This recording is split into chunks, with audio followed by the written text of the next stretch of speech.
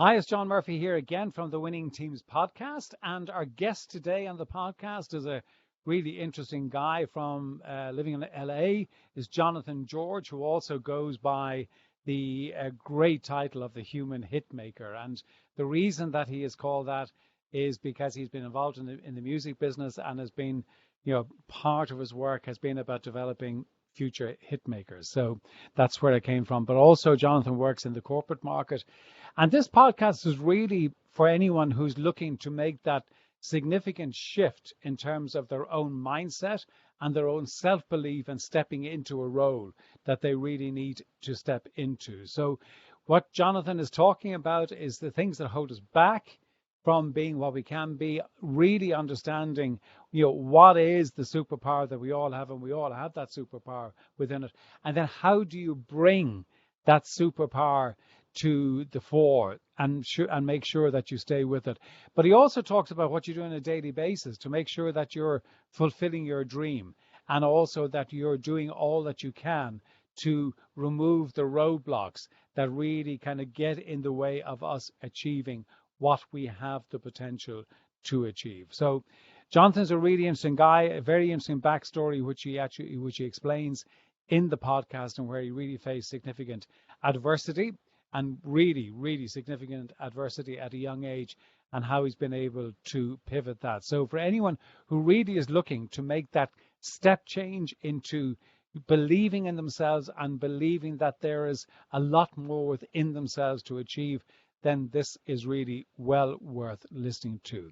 You can also go to my website, johnmurphyinternational.com, where you can download there a copy of my book, The 10 Key Traits of Top Business Leaders. Just go in, put your name in there, and we will send that to you immediately. And that really will also help you to kind of step into being the leader that you aspire to be. But in the meantime, sit back and listen to our chat with Jonathan.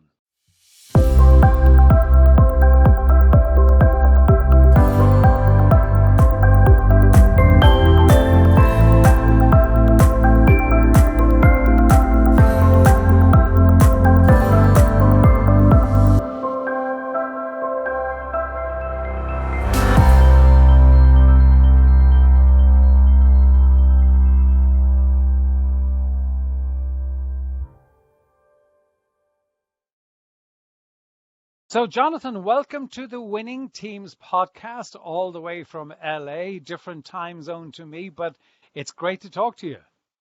Great to see you, John. Really nice to meet you. Thanks for having me on. This would be fantastic. Your name, or the title that's given to you, is the Human Hitmaker. Now that's Yes.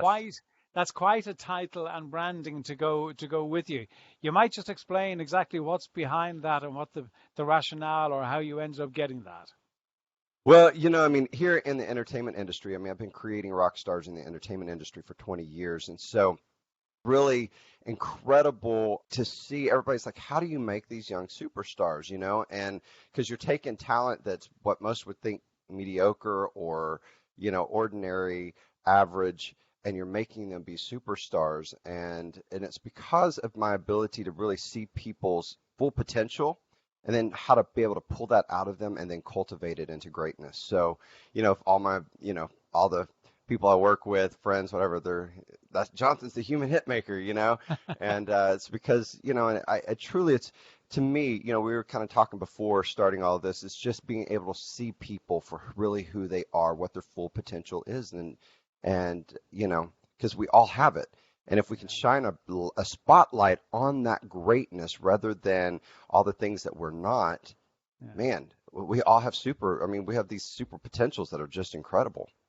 I know that you've worked very extensively in the music industry, but I think your business has kind of pivoted a bit more, that it's kind of moved into the more corporate market and business market and with entrepreneurs. Isn't that right? Yeah. Yes. The whole movement I've got is Unleash Your Rock Star. And really, corporations now, especially because I love millennials and I get millennials. I understand millennials. I've been working with them for, since 1994. I've been working with that age group, bringing them up, And so the thing is in the corporate world, people want they're people to have an entrepreneurial spirit.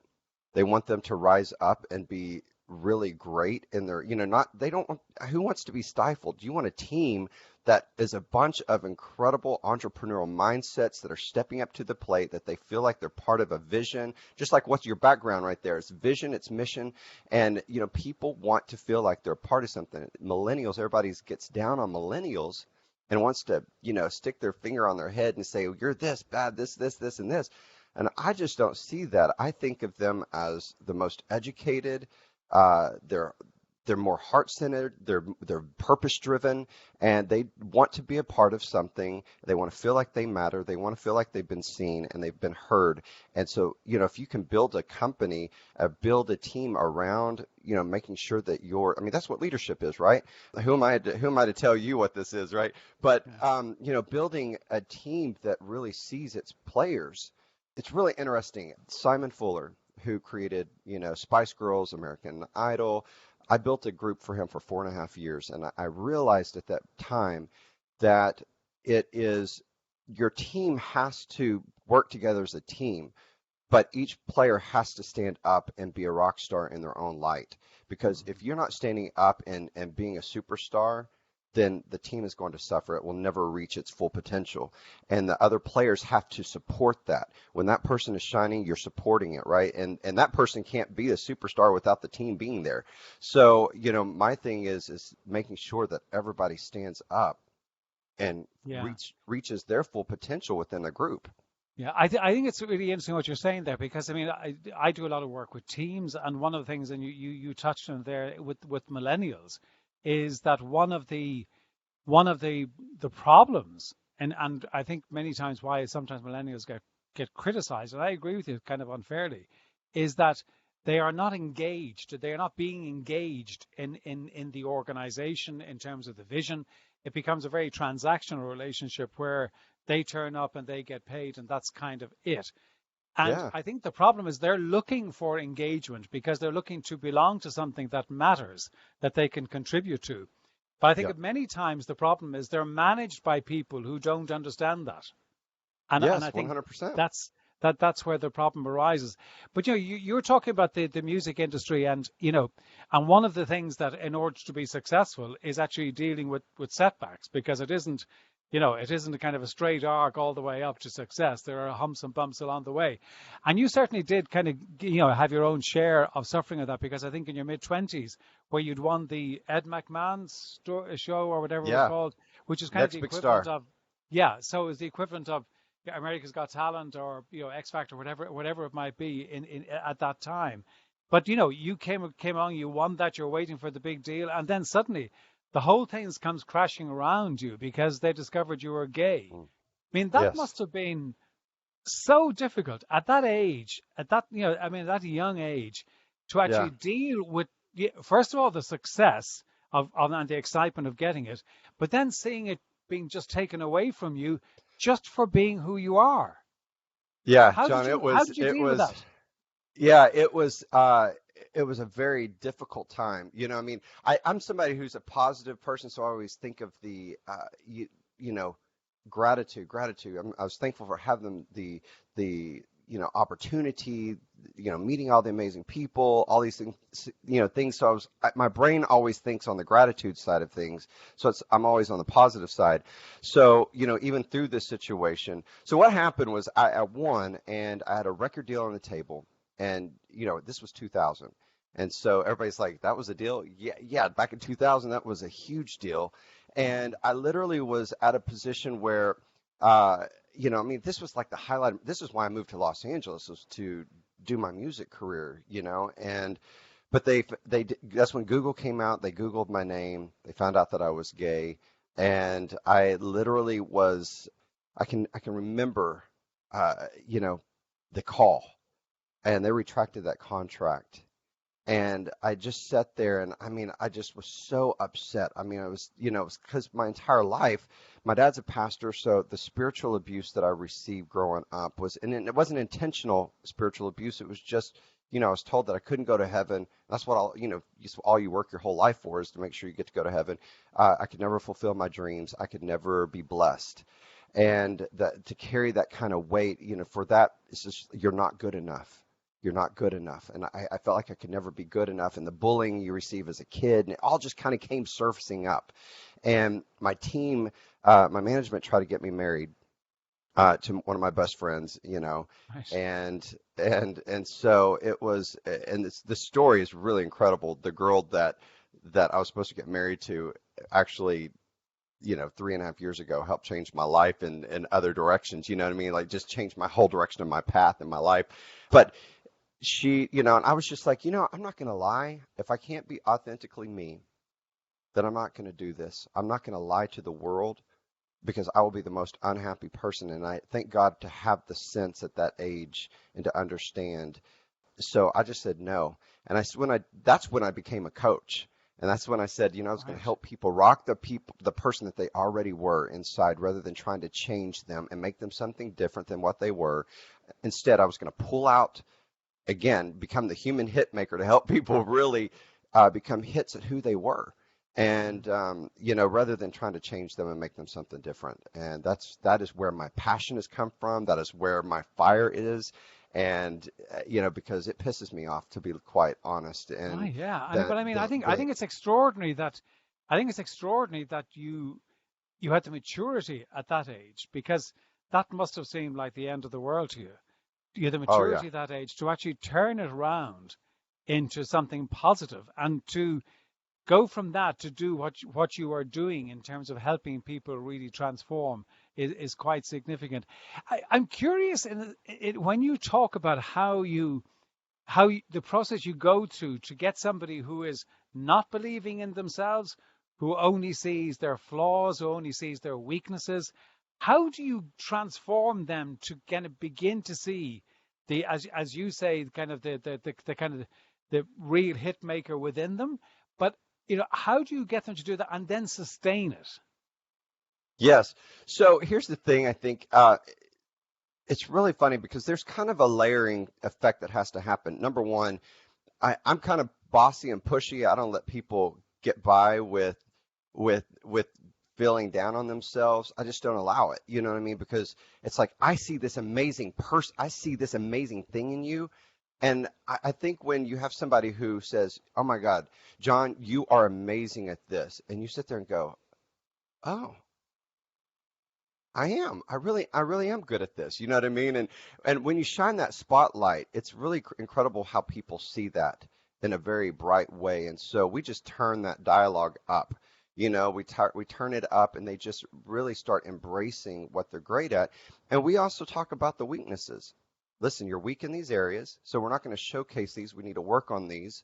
But let's showcase on your strengths. Let's showcase on your superpowers, not just your hard skill sets, but I'm talking about your superpowers. You know what I mean? Whether that's humor, whether that is loyalty or kindness, whatever that is, let's shine a spotlight on your super gifts Hmm. as well as your hard skills. And so Yeah. these and the other thing is that when you put action to these things, you don't really have time to go backwards and think about things.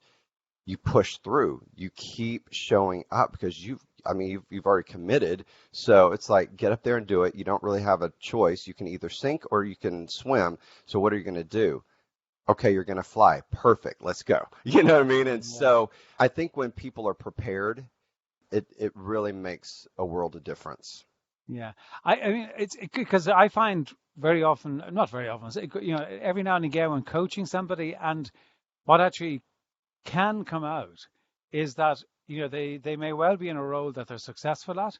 They may well be in a role that they're achieving a lot in some interpretations of that word, but they're actually not doing something that they love, and Right? and they've found themselves doing a role that is not really kind of fulfilling them or giving them the joy that it should. And so sometimes the coaching kind of goes off and kind of is about, well, how do you find what it is that you really want to do, and how do you find what is your true path? But one of the things that I've come across when working with clients and doing that, and it's great work when you're doing it with somebody to really help them to find it.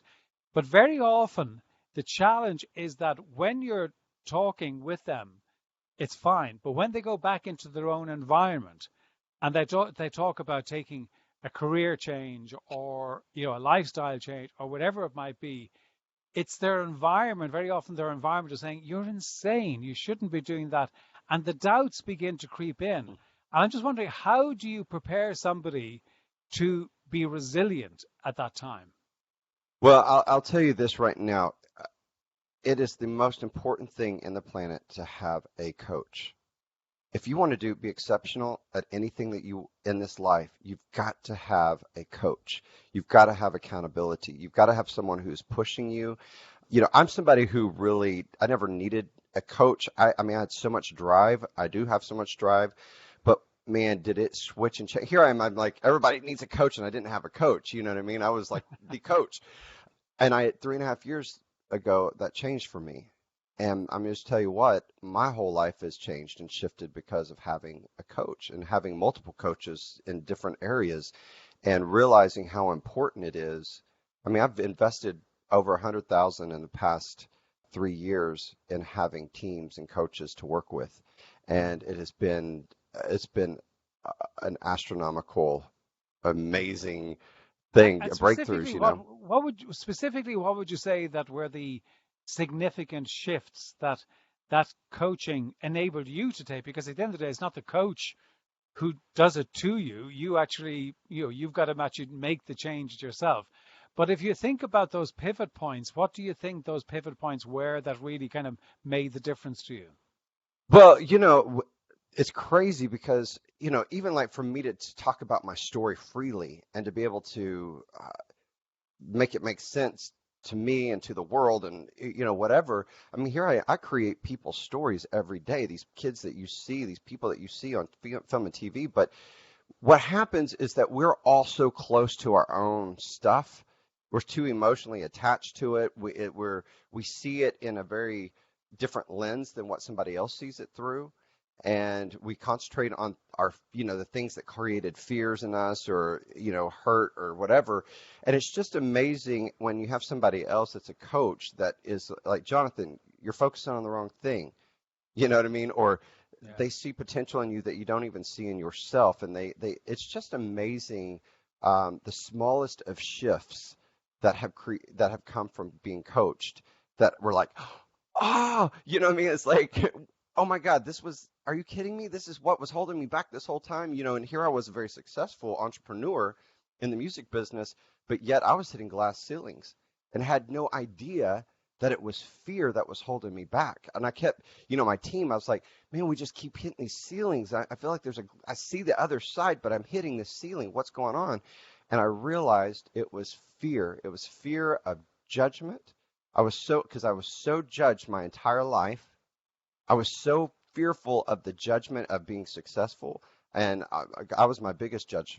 I was judging myself because I'm a perfectionist. I got to be perfect. It's got to be perfect. It's got to be perfect. And I was holding my clients back because I never thought they were perfect enough. And when I realized this was like, we're talking about, the sun just hit me, just boom. It was like, And do you think, was there an element in there as well? Was there a fear of success? Oh, 100%, because that fear of success to me was meant that I was going to be scrutinized. Yeah. Like if I was working with, the top people or whatever, even knowing that I am the best at I don't know anybody out here who does what I do and in LA and, and I just was like so worried about what they would, Jonathan, you're this or that. And rather than me just like standing up and, hey, I'm great at this. You know what I mean? I was just so scared to be judged because I've been judged my whole life. Yeah, because I think so often we sabotage our own success. We see that finishing line and we actually can see it, but there's something that actually stops us. And I think it's unblocking that. And I would imagine with your background, but growing up in that, the kind of a Pentecostal environment and being gay and everything that goes with that, if you're always told, you're not good enough, you're not talented enough, you're never going to fit in, that's got to, kind of sabotage when you get close to success because, it becomes repeating itself. And one of the things that you talk about is, unshakable confidence. And Yes, sir. and you said that there are 3 steps to unshakable confidence, and I just want you to explain that. With unshakable confidence, first you've got to know who you are. You know what I mean? It's like it's understanding what your true talents are. And it's not about whether it's a hard skill set. It's, most people think, oh, he's an amazing basketball player, or wow, he's an incredible, computer programmer. Those are hard skill sets that you've studied, you've learned, you've worked on. I'm talking about your true talents and your gifts, your superpowers. And those are the things that make your other talents shine. So, for me, I came out here to LA. I didn't really know the music business. And was I a good singer? Yeah, I was a good singer, but I wasn't like Mariah Carey or Brian McKnight or, somebody who that we all think is like super gifted or super talented. But it was my ability to, well, number one, my tenacity. I didn't stop. I mean, I had, I kept going. My perseverance was so strong. My creativity, man, I could work around any problem or issue, right? And so I used my superpowers to get me to where I needed to go, where I needed to be. And also my ability to connect with people. Like I could just talk to anybody, and my ability to see people. I wasn't using people, but I really created great friendships with people because I actually care about people, and they turn around and help me, and it was just this amazing organic thing I didn't even realize my superpowers are what really was helping me build my business, build the things that I didn't know and what I didn't have in my fingertips, the hard skills. I use my superpowers. And, so the second thing is learning how to hone in on those things and understanding what your weaknesses are. Mm. Part of that is, you've got to understand what your weaknesses are. If you don't understand what your weaknesses are, they will hold you back. They will hold you down if you can't own up to them. As you know, as a leader, and when you walk in as a leader and you have a team and you're trying to micromanage everything because you are insecure about stuff that you don't know how to do, and the team is going to hate you. They're so annoyed by you. But a true leader who can sit here and say, "Hey guys, this is something that who knows how to do this really well. This isn't my strength." And the other person's like, "Oh, I know how to do this." Well, not only have you done two things, you made yourself vulnerable, and people actually love that and appreciate that. Vulnerability is a beautiful thing. And secondly, you just gave someone an opportunity to stand up and shine where they need to shine. Mm. And so it's and this is goes across the board with personal and in business and in every aspect. So when you understand your weaknesses, and the other thing is like, I had a girl who was on American Idol. She came to me when she was 11 years old. Her name is Harper Grace, and if you look up the world's worst national anthem singer, it is Harper Grace. It is. I mean, it was just a nightmare. I mean, she didn't know the feedback, she didn't know the echo. Everybody was playing kazoo. She couldn't find her pitch, and she sounded drunk at 11 years old singing the national anthem. And it's a 90-second song, and it took her 3 minutes to sing, right? So when she came to me, she literally was, I mean, we're talking about heartbroken, didn't want to sing anymore, wanted to quit, wanted to give up, and this girl was super talented. And so through the 4 years that I was working and developing her, I was like, Harper, you have to own this story. This is your weak. This is going to be your weak spot in your life. This is going to be the thing that's going to always hold you back if you don't take ownership of this. And she went on to American Idol. And of course, the very first session, I was like, we have to set clear intentions on what you want. Right. And so I made her go home that day, create a vision board. I'm all about intentions and the visions. Right. And so she created this board. She carries it on to American Idol auditions. And they're like, what's on your board? She's like, to be on American Idol and hopefully win. And they're like, okay. And the very second thing that they do is show the world's worst national anthem. Oh, And I mean, wow. and then, so it's setting her up for failure. Right. But she handled it with such grace because we had already worked to own that weakness in her life, to own that situation, to own her story. And she didn't go on to make top 24, but she made it to, American Idol week. But that was the #1 watched YouTube video that year. Wow. And final night with the top 3, they had her come back and perform with the top three Wow. because she was able to own it. She was able to just, I mean, she was so funny about it. And so for her, that was a major weakness in her life. Her story was a major weakness. So we all have weaknesses in different areas, whether it's a personality weakness, whether that is, it could be a bad weakness, that addictions, things that can destroy you. But, most people's, your weakness, Yeah. whether it's running late or negative energy, negative personality. So anyway, so understanding what that weakness is so that you can work around it. And the third thing is how you polish your gifts to shine. It's the branding of how to make those things shine. Your Yeah. best assets. How do you make that shine? How do you make all that work together and tell the story to make people fall in love with you? Yeah. I think it's interesting you're talking there about vulnerability. And one of the things that I know from coaching leaders is that, some people come into a leadership role believing that they should not show vulnerability, that they have all the answers, they know everything. And that actually is a massive stumbling block for Oh, them to become a true leader because, the kind of servant leadership is where it's going. And it's not yes. about having all the answers, but it is about helping people find their own answers. And I think that Yes. if you show vulnerability, people will trust you. And they 100%. and if they trust you, then you're halfway there. But if you refuse to show vulnerability, you'll avoid talking about stuff that you should be talking about, and you will have this veneer that people won't penetrate, they won't get to know you, and they won't get to trust you. So you'll never become the leader that you can.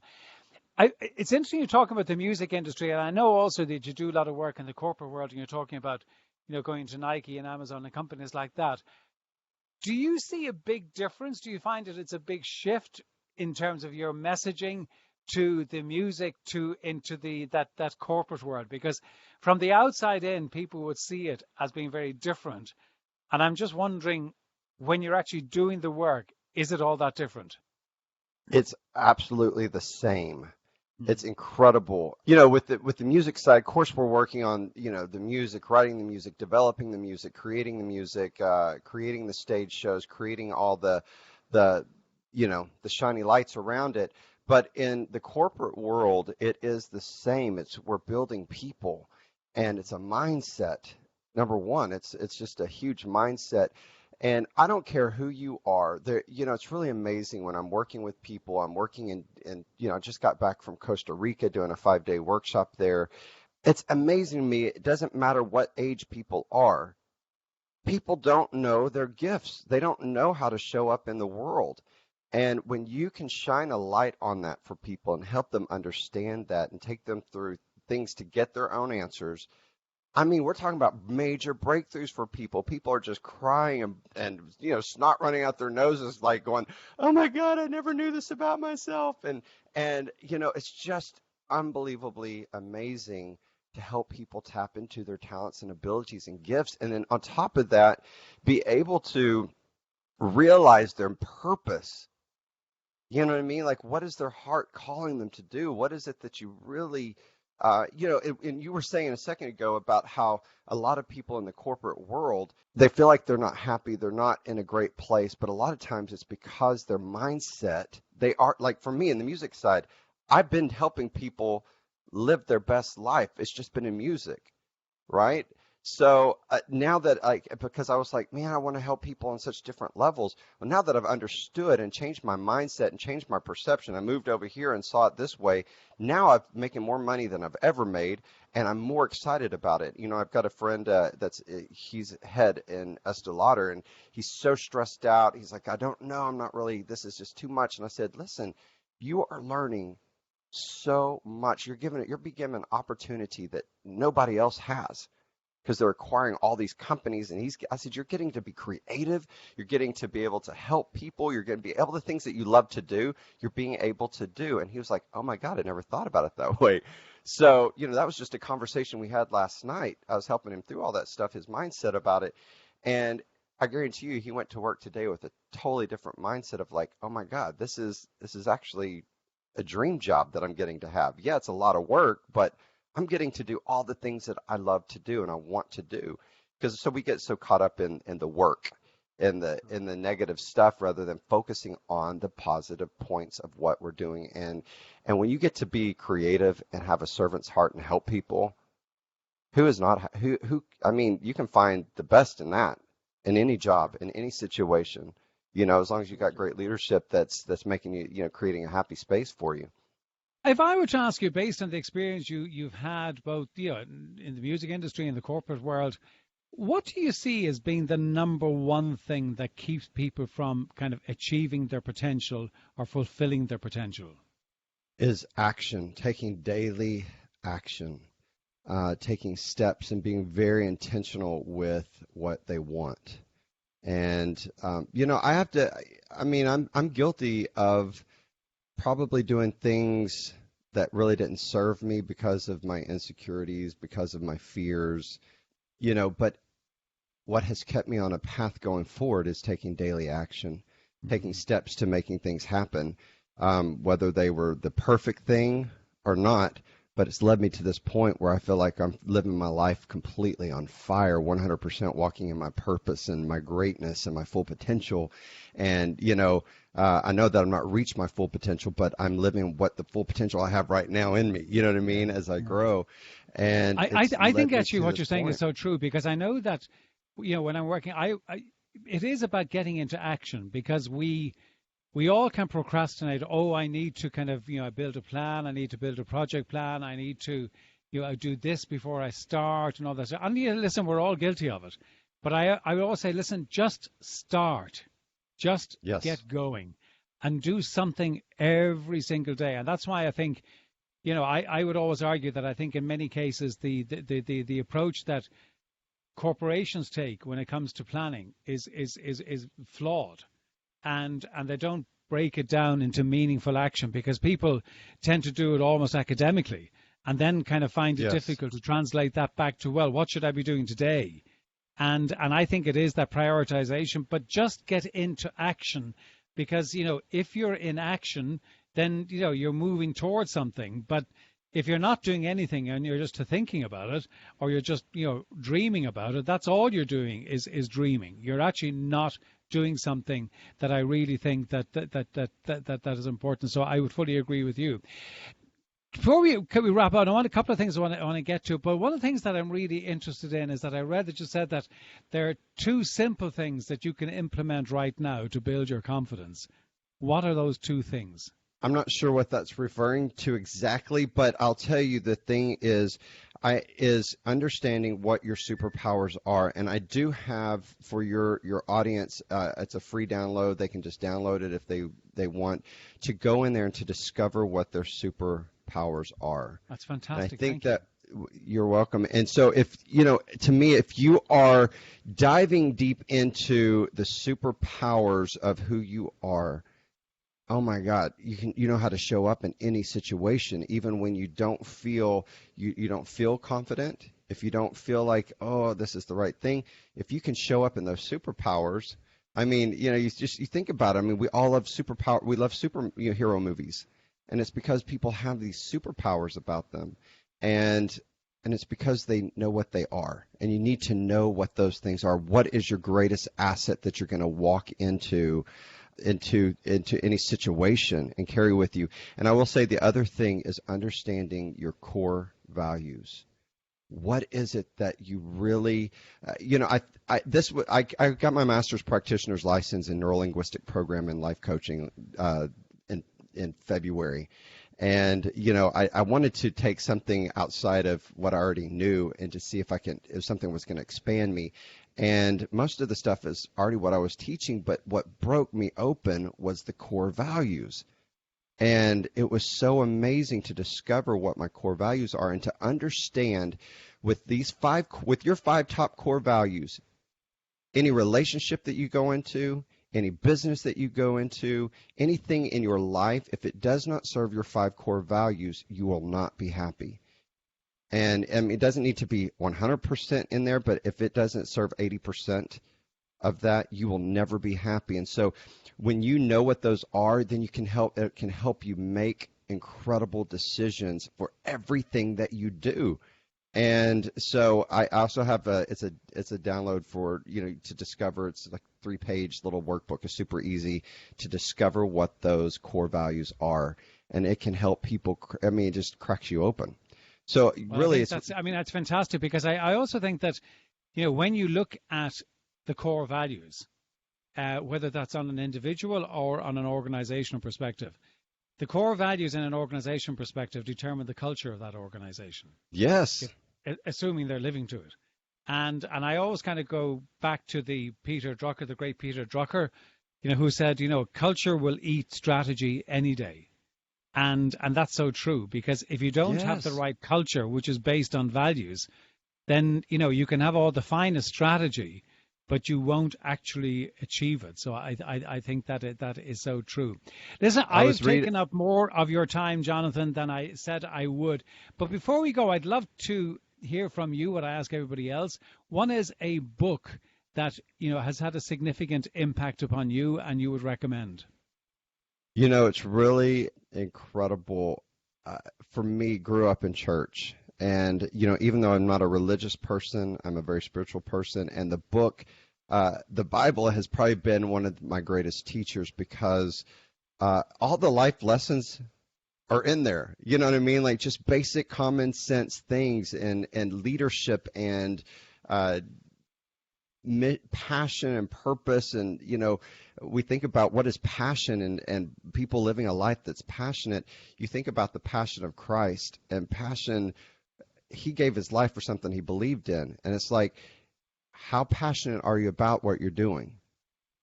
Are you eating it, breathing it, sleeping it? Is this all you got to do? If it's not, then you're probably not that passionate about it. It's something that's a hobby that you enjoy doing, right? So I have to just, really think about that. Probably the Bible has been one of my greatest teachers up to this point. Now, I've got a whole slew of incredible books over here that I'm looking at, but that's probably been, the one that stayed true for so long. It's probably foundation for everything, That's great. That's super. And daily rituals, do you have any? And what do they do for you?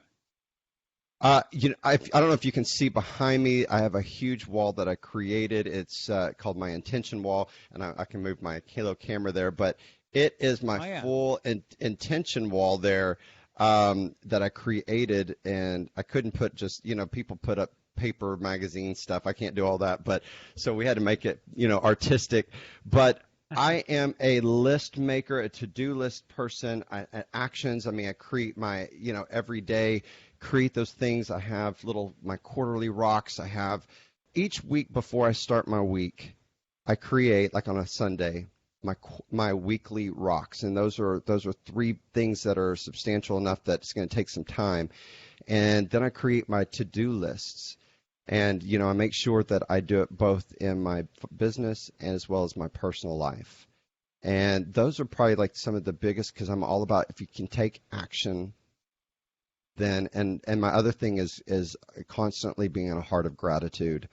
And I use that as a daily practice all day long. In any situation that happens, I make sure that I live a life of gratitude, because it completely changes and heightens your entire endorphins, and it changes your happiness. It's creating a life of happiness. So yeah, those 2 things are really big for me, is intentions and gratitude. Fantastic. Jonathan, where can people get in touch with you? Because I'm sure they'd like to reach out to you. So what's the best way to connect with you? Well, you can, for starters, I'm sure you can put the link on there, but jonathangeorge.com, and that's JONATHAN George.com, jonathangeorge.com. Also, you can go to unleasharockstar.com, and it will take you where you need to go. But all the social media, I'm everywhere on social, Instagram, Facebook, Twitter, LinkedIn, all those things. Yeah, you can find me. So, I'm easy to get a hold of, and I'm somebody who love people, so I respond. I tend to overwork, because I won't stop until I've answered everybody, making sure that I get back to people. And so, yeah, you can reach out to me at any of those things. Well, Jonathan, it's been a real pleasure. Thank you for taking the time, and apologies for going over the time we said we would, but it's been a really This was enjoyable amazing. to have the conversation. So thank you so much, and listen, look forward to talking to you soon. Thank you so much, John. Appreciate you. All right, bye-bye.